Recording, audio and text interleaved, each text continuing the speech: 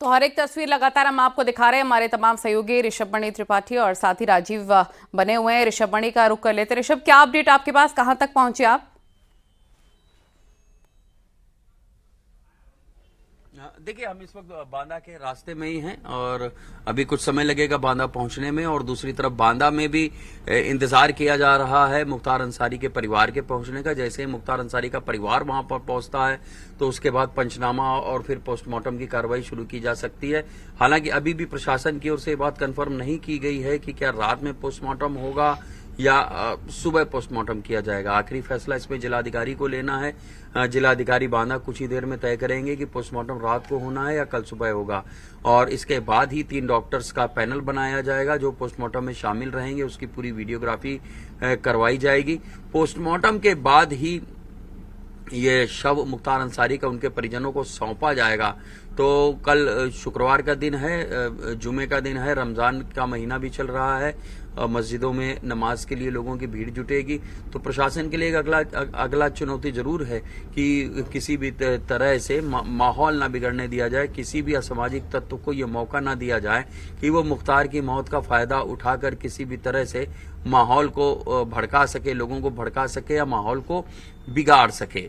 तो अभी कल तक का दिन काफी चुनौतीपूर्ण रहने वाला है पुलिस प्रशासन के लिए कि कैसे मुख्तार अंसारी की जो अंत्येष्टि है, जो अंतिम संस्कार है, उसको किस तरह से निर्बाध तरीके से बगैर किसी दिक्कत के निपटा लिया जाए। ठीक है, राजीव का भी रुख कर लेते हैं। पिछले 4 दशकों से लगातार जो रसूख रहा है माफिया मुख्तार अंसारी का, वो राजीव रहा। लेकिन अगर लोकसभा चुनावों की बात करें, विधानसभा चुनावों की बात करें, तो एक वक्त था जब तूती बोला करती थी इन चुनावों में माफिया मुख्तार अंसारी के।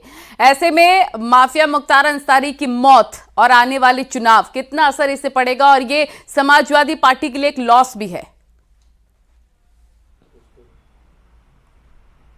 अब देखिए, यकीनन अगर बात करें चुनाव की, चाहे लोकसभा का हो या फिर विधानसभा का हो, नगर निकाय का हो, पंचायत चुनाव का हो, उत्तर प्रदेश में होने वाले सभी चुनाव में मुख्तार अंसारी और उसके परिवार का एक बड़ा दबदबा रहता था। वो न सिर्फ उन पर जीत और हार का फैक्टर तय करते थे, बल्कि उनके कैंडिडेट भी उन्हीं की मंशा के अनुसार रखे जाते थे, फिर चाहे वो बसपा सरकार हो या फिर समाजवादी सरकार हो। ऐसे में उसकी मौत का एक बड़ा खामियाजा या यूँ कहें कि बड़ा लॉस जो है वो इन दलों को हो सकता है। क्योंकि इस बार भी जिस तरह से मुख्तार अंसारी पर कार्रवाई हो रही थी तो उम्मीद यही जताई जा रही थी, विपक्ष द्वारा कोशिश यही की जा रही थी कि इसकी मर्सी हासिल करने का प्रयास किया जाए। लेकिन जिस तरह से मुख्तार अंसारी के एक एक कारनामे को योगी सरकार ने जनता के सामने रखा और न्यायालय ने भी उसमें पुरजोर पैरवी की गई, उस पर पुष्टि की। और 8 मामलों में जो एक लंबे अरसे से जिन मामलों में बसता रहा है, चाहे वो कृष्णानंद राय हो या फिर अन्य हत्या के हो, अपहरण के हो,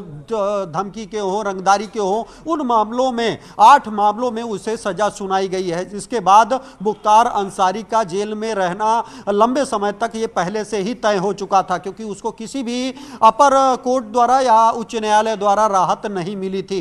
तो ऐसे में कहीं ना कहीं एक बड़ा राजनीतिक नुकसान विपक्षी दलों को हो सकता है मुख्तार अंसारी के न रहने का, क्योंकि हर इलेक्शन में मुख्तार अंसारी जेल में रहकर ही वहां के जो सियासी समीकरण हैं उसको संतुलित करने का प्रयास करता था। उसकी एक पूरी टीम थी जो काम करती थी उसके लिए। अब एक बड़ा नुकसान विपक्ष को इसको होगा, क्योंकि जिस तरह से योगी सरकार ने न सिर्फ मुख्तार अंसारी बल्कि अतीक अशरफ जैसे जो तमाम इस तरह के बाहुबली थे, जो धनबल थे, उनके खिलाफ जो ताबड़तोड़ कार्रवाई की है, उसके चलते जनता में एक भरोसा सरकार के प्रति बढ़ा है। और यही कारण है कि अब एक बार अगर यही सपा बसपा का रिजीम रहा होता तो शायद एक अलग आपको हुजूम सड़कों पर नजर आ रहा होता। लेकिन ये योगी सरकार है, आपको जगह जगह पर मुख्तार अंसारी की मौत की खबर से पहले ही, जैसे ही ये पुष्टि हुई कि मौत हो चुकी है, उसके बाद ही चाहे वो बांदा का मेडिकल कॉलेज हो या फिर वहां पर जो प्रमुख चौक चौराहे हैं वहां पर सुरक्षा बढ़ा दी गई, बल्कि उन जिलों में भी जहां अभी थोड़ा बहुत मुख्तार अंसारी का दबदबा या प्रभाव बचा है वहां पर भी हाई अलर्ट कर दिया गया है। साथ ही साथ मुख्यमंत्री योगी आदित्यनाथ के निर्देश पर शासन में बैठे लोग, चाहे वो अपर मुख्य सचिव दीपक कुमार हो, डीजीपी प्रशांत कुमार कुमार हो, एडीजी एलओ अमिताभ यश समेत जो आला अधिकारी हैं वो भी लगातार संबंधित जिलों के जिलाधिकारी और पुलिस अधीक्षकों के संपर्क में हैं और उनको ये सख्त निर्देश दिया गया है कि किसी भी कीमत पर कोई अप्रिय घटना नहीं घटित होनी चाहिए। और यही कारण है कि पुलिस और प्रशासन ने एक पूरा रूट तय कर लिया है कि किस तरह से अब, क्योंकि मौत तो हो चुकी है, अब इंतजार किया जा रहा है उनके परिजनों को पहुंचने का। जैसे वो पहुंचेंगे उनसे बात की जाएगी, क्योंकि वो भी विधायक रहा है। तो ऐसे में प्रशासन का, हमारे जो सूत्र कह रहे हैं वो यही कह रहे हैं कि अगर उनके परिवार की मंशा होगी, अगर मांग होगी, तो वो अगर राजी होंगे तो रात में ही पोस्टमार्टम करा दिया जाएगा। लेकिन अगर वो इस बात पर एग्री नहीं होंगे तो कल तड़के सुबह जो है मुख्तार अंसारी का पोस्टमार्टम कराया जाएगा। इस जो ये पोस्टमार्टम होगा ये डॉक्टरों के 3 या उनकी मांग पर 5 डॉक्टरों के पैनल द्वारा भी कराया जा सकेगा, ताकि कोई बाद में विवाद ना हो। क्योंकि जुडिशियल कस्टडी यानी जेल में इस समय बंद था, वो विचाराधीन कैदी कई मामलों में था, तो ऐसे में इसकी मजिस्ट्रेटी जांच भी कराने के आदेश जारी किए जा सकते हैं। लेकिन सबसे पहले शासन और स्थानीय प्रशासन की प्राथमिकता ये है कि जल्द से जल्द उनके परिजन जैसे पहुंचेंगे तो पंचनामे की जो कार्रवाई है उसको पूरा किया जाएगा और फिर जो सहमति बनेगी, रात में अगर बात होगी तो रात में या फिर तड़के सुबह मुख्तार अंसारी का पोस्टमार्टम कराया जाएगा और फिर कड़ी सुरक्षा व्यवस्था में बांदा से लेकर गाजीपुर तक, जहां पर उनका पैतृक निवास है, वहां तक उनके शव को कड़ी सुरक्षा व्यवस्था में भेजा जाएगा और उनके परिजनों को सौंप कर। और तीनों जिलों में, चाहे मऊ हो, गाजीपुर हो या फिर आजमगढ़ हो, वहां पर भारी संख्या में पुलिस फोर्स पहले से ही चुनाव की दृष्टि से मिला हुआ है। वहां पर कल जुम्मे की नमाज होने के कारण सड़कों पर गश्त करते हुए नजर आएंगे और कोशिश यही की जा रही है कि सोशल मीडिया पर भी पैनी नजर रखी जाए। रात भर सभी संबंधित अधिकारियों को एक्टिव रहने के निर्देश दिए गए हैं। कल शाम तक पहली प्राथमिकता है कि क्योंकि सबकी जिज्ञासा इस पर भी है राजीव, हार्ट अटैक के कारण हुई है। जी जी, अब सबकी जिज्ञासा इस पर भी है कि अचानक से माफिया मुख्तार अंसारी को हार्ट अटैक आया कैसे, क्योंकि 2 दिन पहले उनकी तबीयत खराब होती है, उससे पहले उनको वॉशरूम जाने में दिक्कत हो रही थी, वॉशरूम जाने में दिक्कत हुई, फिर इलाज होता है तो हॉस्पिटल की तरफ से कहा गया कि वो अब पूरी तरीके से ठीक है, वो जा सकते हैं। पूरा अब उनको अचानक से हार्ट अटैक आ जाता है, उनको सीसीयू में भर्ती कराया जाता है। तो जरा ये बताएं, क्योंकि मुख्तार अंसारी रोजे में भी था, तो हार्ट अटैक की क्या वजह हो सकती है? मेडिकेशन या फिर रोजा व्रत खोलने के बाद जो खाना खाया जाता है उसकी वजह से हो सकता है दिक्कतें हों, क्या वजह? क्योंकि मेडिकल बुलेटिन भी सामने आ चुका है मुख्तार अंसारी का। अब देखिए, मेडिकल बुलेटिन में कार्डियक अरेस्ट मौत का कारण बताया गया है और जैसा कि आप देखते हैं कि आजकल हार्ट अटैक की जो वजह है वो पता नहीं लगाई जा सकती है। कम एज के जो बच्चे हैं उनमें भी हार्ट अटैक से उनकी मौतें हो रही हैं, तो अब कोई एज फैक्टर नहीं रहा है। मुख्तार अंसारी की एज तो पहले से ही 63 साल थी। हालांकि जब 2 दिन पहले उनको एडमिट कराया गया था, जब उनको गैस्ट्रो की प्रॉब्लम थी, तब उनसे डॉक्टरों ने ये सजेस्ट किया था कि क्योंकि आप बीमार हैं थोड़ा बहुत, तो कहीं ना कहीं आपको रोज़ा नहीं रखना चाहिए, क्योंकि रोज़ा रमजान का ये पाक माह है और सुबह से शाम तक जो डाइट चार्ट होता है वो बिगड़ता है, जिससे किसी न किसी जो रोगी होते हैं उनकी सेहत पर बुरा असर पड़ता है। लेकिन डॉक्टरों के सजेशन के बावजूद मुख्तार अंसारी लगातार जेल में रोजे पर थे और आज शाम जब इफ्तार का वक्त हुआ उसी के बाद उनकी तबीयत अचानक से बिगड़ी, जिसकी सूचना पर तत्काल उनको मेडिकल कॉलेज में एडमिट कराया गया, जहां लाख कोशिशों के बावजूद उन्हें बचाया नहीं जा सका है। तो ऐसे में हार्ट अटैक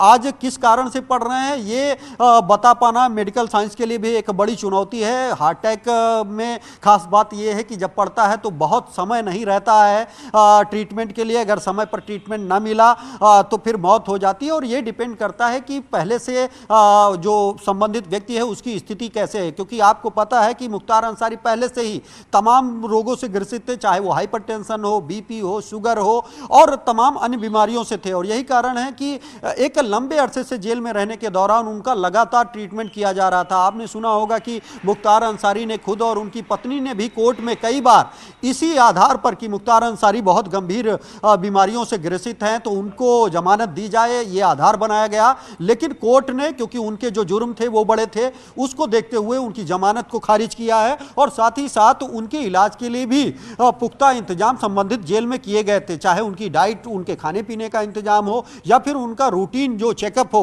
वो रेगुलर किया जाता था, और जब कभी भी कोई दिक्कत होती थी तो तत्काल अगर जेल प्रशासन के डॉक्टरों के स्तर की बात होती थी तो उनके स्तर से ट्रीटमेंट होता था, या फिर संबंधित बड़े अस्पताल में कराया जाता था, चाहे वो मेडिकल कॉलेज हो या पीजीआई तक में मुख्तार अंसारी का इलाज कराया गया है। तो कुल मिलाकर पूरी कोशिश आज भी की गई थी। हार्ट अटैक की सूचना मिलने पर तत्काल उनको फर्स्ट एड मुहैया कराया गया, डॉक्टरों ने जांच की और उन्हें मेडिकल कॉलेज में एडमिट कराया गया, लेकिन वो heart attack major heart attack था और यही कारण था कि उन्हें बचाया नहीं जा सका है। और यह तय माना जा रहा था कि जिस तरह से आपने देखा कि करीब 60 मुकदमे दर्ज हैं मुख्तार अंसारी के खिलाफ, चाहे वो हत्या हो, हत्या का प्रयास हो, अपहरण हो, रंगदारी हो, जैसे जघन्य अपराधों में। इस मामलों में 8 में वो सजा याफ्ता हो चुके थे, यानी कोर्ट ने उन्हें सजा दे दी थी। गैंगस्टर के एक मामले में 10 साल की सजा सुनाई गई थी, जिससे यह तय हो गया था कि अब Mukhtar Ansari lifetime jail से बाहर नहीं आ सकेगा।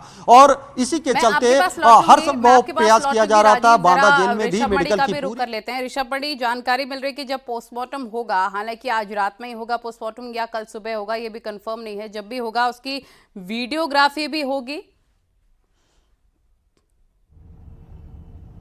जी हाँ, बिल्कुल। देखिए, ये एक एसओपी है कि इस तरह का जो हाई प्रोफाइल मामला होता है इसमें पैनल से पोस्टमार्टम कराया जाए, ताकि इस बात की गुंजाइश ना हो कि किसी भी पोस्टमार्टम करने वाले डॉक्टर को प्रभावित किया जा सकता है। 3 डॉक्टर्स का पैनल ये पोस्टमार्टम करेगा, अभी जो जानकारी हमें सोर्सेज से मिल रही है।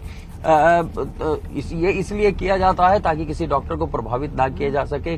वीडियोग्राफी भी करवाई जाती है कि कल को अगर कोई इस पोस्टमार्टम को चैलेंज करता है किसी कोर्ट में, तो ये वीडियोग्राफी वहां पर एक अहम सबूत बन सकती है कि तमाम प्रोसीजर को किस तरह से फॉलो किया गया है। चूंकि जुडिशियल कस्टडी में मुख्तार अंसारी था, वो जेल में बंद था, लिहाजा इस बात की पूरी संभावना है कि उसकी मौत की मजिस्ट्रियल जांच भी करवाई जाए। वो पॉलिटिकल व्यक्ति भी था। अब देखना यही होगा कि जो तमाम और पॉलिटिकल पार्टीज हैं उनका क्या रुख होता है मुख्तार अंसारी की मौत पर। तमाम लोग हैं कि उसकी मौत के राजनीतिक लाभ लेने की भी कोशिश करेंगे। अफजाल अंसारी, उनके भाई, जो खुद गाजीपुर से समाजवादी पार्टी के प्रत्याशी हैं और वो पिछला चुनाव जीते थे, वो सांसद भी थे।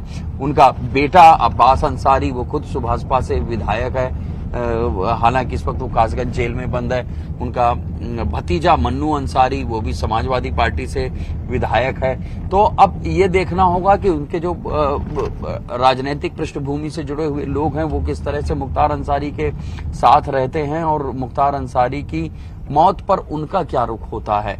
पुलिस प्रशासन की अगर बात कर लें तो उनके लिए जरूर चुनौतीपूर्ण होगा कि यहाँ पर सकुशल पोस्टमार्टम निपटाया जाए और फिर उसके बाद शव को उनके घर गाजीपुर पहुंचाया जाए।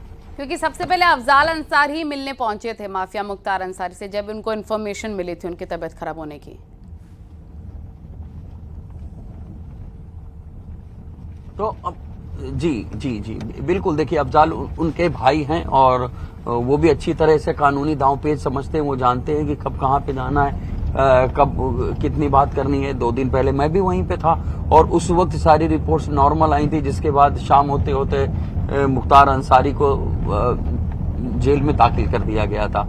अब हार्ट अटैक, चूंकि जैसा भी राजीव भी बता रहे थे कि हाँ, अब इसका किसी उम्र से कोई लेना देना नहीं। कोरोना के बाद से जो तमाम बदलाव देखे गए हैं उसमें कम उम्र के लोगों के अंदर भी हार्ट अटैक देखने को मिल रहा है। कुछ डॉक्टर्स ये भी कहते हैं स्ट्रेस की वजह से भी हार्ट अटैक होता है। बीते कई सालों से मुख्तार अंसारी जेल में बंद है, 8 मामलों में सजा हो चुकी है। उसका जो राजनीतिक प्रभुत्व था, वर्चस्व था, वो करीब करीब खत्म हो चुका है।